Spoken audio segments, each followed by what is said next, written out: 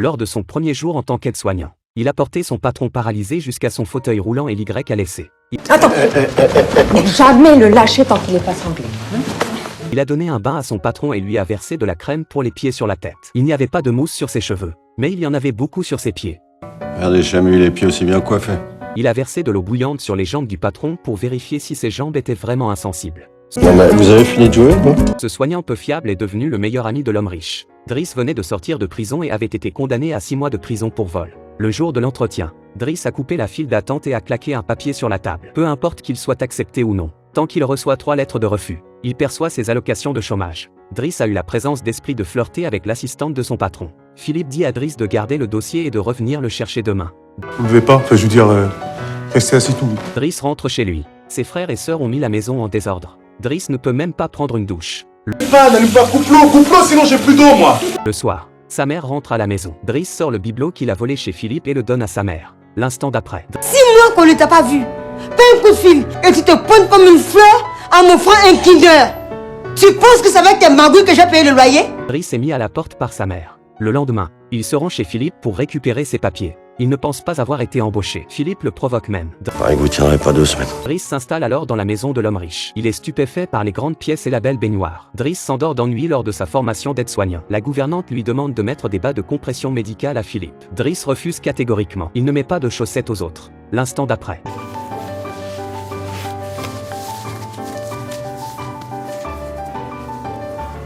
Driss est inattentif lorsqu'il donne à manger à Philippe et la cuillère de riz est enfoncée dans l'œil de Philippe. Le soir, le téléphone portable de Philippe sonne. Driss le prend et le tend. Il oublie toujours le handicap de Philippe. Je monte pas là-dedans, hein. Je vais pas vous charger à l'arrière comme un cheval. Driss se dirige vers le côté, retire le tissu de la voiture de sport et regarde Philippe. Driss conduit la voiture de sport pour la première fois et est ravi d'en entendre le rugissement. Il sort et constate que le voisin s'est garé juste devant la porte parce que personne n'est venu ici depuis longtemps. Driss se précipite hors de la voiture et frappe à la voiture du voisin. Tiens, fais voir ça. Quoi? Viens là, viens. Vas-y, vite. C'est la bonne méthode, ça.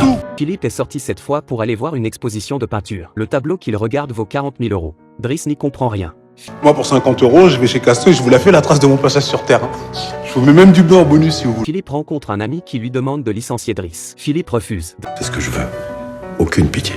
Driss ne l'a jamais traité comme un patient. Mais quand il va vraiment mal, Driss s'occupe bien de lui. La nuit, Philippe ne pouvait plus respirer à cause des médicaments qu'il prenait. Driss est resté avec lui et a essuyé la sueur de son visage avec une serviette. Lorsque Philippe est à nouveau essoufflé, Driss le prend dans ses bras et l'emmène prendre l'air. Les rues de Paris sont calmes à 4 h du matin. 2 belles femmes passent et Driss et Philippe sourient. Philippe est de nouveau malade en marchant. Driss allume une cigarette et la met dans la bouche de Philippe pour le détendre. Assis au restaurant, les deux hommes discutent librement. Philippe parle de son passé. Il a emmené sa femme faire du parapente pour la réconforter après une fausse couche et a eu un accident. Il est resté paralysé et sa femme est morte. Enfin, Philippe en parle à Driss. Vous avez gagné le pari.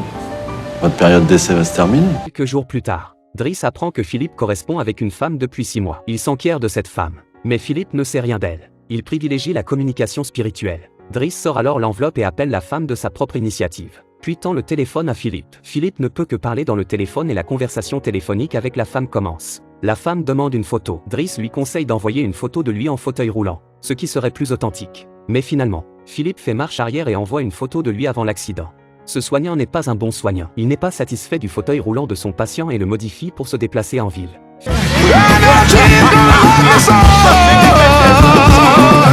Philippe et Driss s'entendent très bien et s'amusent tous les jours.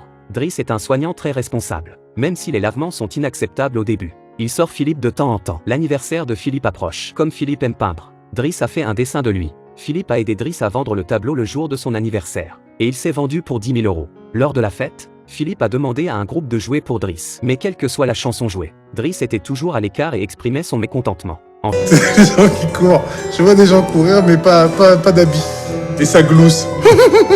Ensuite, il a joué de la musique pop et a fait danser la foule. L'arrivée de Driss a certainement apporté beaucoup d'énergie. Cet anniversaire a été le plus beau de Philippe. Ce soir-là, Driss a apporté un autre cadeau, une photo de la correspondante de Philippe. Elle était très jolie et très gentille, et elle a demandé à Philippe de la rencontrer pour le week-end.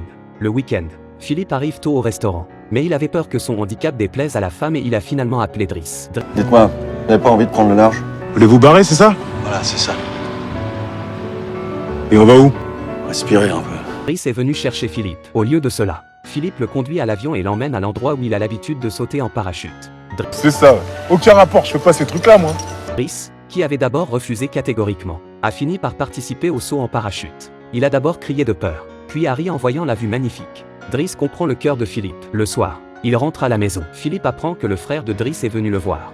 Driss est ennuyé. Il parle pour la première fois à Philippe de sa famille. Sa mère actuelle n'est pas sa vraie mère. Il a été adopté à l'âge de 8 ans. Plus tard, sa mère est tombée enceinte et a eu plusieurs enfants. À la mort de son père, c'est lui, l'aîné, qui est devenu le soutien de famille. Philippe s'est rendu compte de l'ampleur du fardeau que portait Driss. Je crois qu'on va s'arrêter là. De toute façon, vous n'alliez pas pousser un handicapé toute votre vie.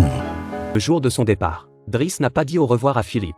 Driss est sorti de chez lui et a revu son voisin garé devant la maison. Il s'est approché d'eux, mais pas comme avant. Excusez-moi, et ça vous ennuie pas de bouger votre voiture, s'il vous plaît, parce que c'est interdit de stationner ici. C'est marqué là. Avec les connaissances qu'il a acquises pendant l'année avec Philippe, Driss peut facilement trouver un emploi. Il se réconcilie également avec sa mère. Pendant ce temps, Philippe recrute une nouvelle aide-soignante. Celle-ci est très formelle et traite Philippe comme un objet fragile. Philippe n'apprécie pas cette attitude et, peu à peu, ne permet plus à la nouvelle aide-soignante de le toucher. La nuit, il tombe à nouveau malade. La nouvelle aide-soignante reste à la porte, effrayée à l'idée d'entrer. Finalement, la gouvernante n'a d'autre choix que de rappeler Driss. Driss sourit à la vue de Philippe. Il l'emmène faire un tour en voiture, car ils sont réunis. Ils roulent vite dans la ville. Peu après, la police les rattrape. Driss parie 100 € qu'il peut se débarrasser de la police. Philippe accepte sans hésiter. Finalement, ils sont encerclés par la police. Avant de sortir de la voiture, Driss parie à nouveau sur Philippe. Non seulement les policiers les laisseront tranquilles, mais ils leur ouvriront la route. Philippe accepte à nouveau. Driss sort de la voiture et dit qu'il y a un patient dans la voiture et qu'il ne peut pas sortir. Les policiers ouvrent le coffre et voient la chaise roulante. Lorsqu'il se retourne vers Philippe, il constate qu'il ne peut plus respirer. Les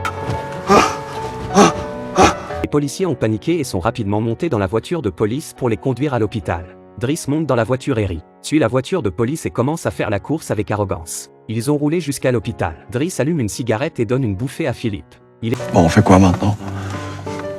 Maintenant, vous me laissez faire. Est parti et a roulé jusqu'à la plage. Philippe regarde la vue et a envie de pleurer. Avant d'aller dîner, Driss a rasé Philippe. Il a joué avec pendant qu'il se rasait, en souriant joyeusement. Arrivé au restaurant, Driss dit à Philippe qu'il doit partir et que quelqu'un viendra manger avec lui. En partant, il a rendu à Philippe l'œuf en chocolat qu'il lui avait pris. Il s'agissait de l'héritage de la défunte femme de Philippe, qui valait beaucoup d'argent. Philippe est déconcerté. Driss lui sourit en sortant. Une femme s'approche de lui et l'appelle gentiment Philippe. Son correspondant. Philippe regarde la femme, puis son ami qui n'est plus là. Sa bouche s'ouvre et se ferme et ses yeux deviennent rouges. C'est la fin de l'histoire. Le film est sorti en 2011 et est basé sur une histoire vraie. L'amitié entre Philippe et Driss a duré toute une vie. Ils se soutiennent mutuellement dans leur avenir commun. La chose la plus difficile à trouver dans la vie est l'âme sœur. Mais quand on la rencontre, on peut voir l'espoir et le soleil.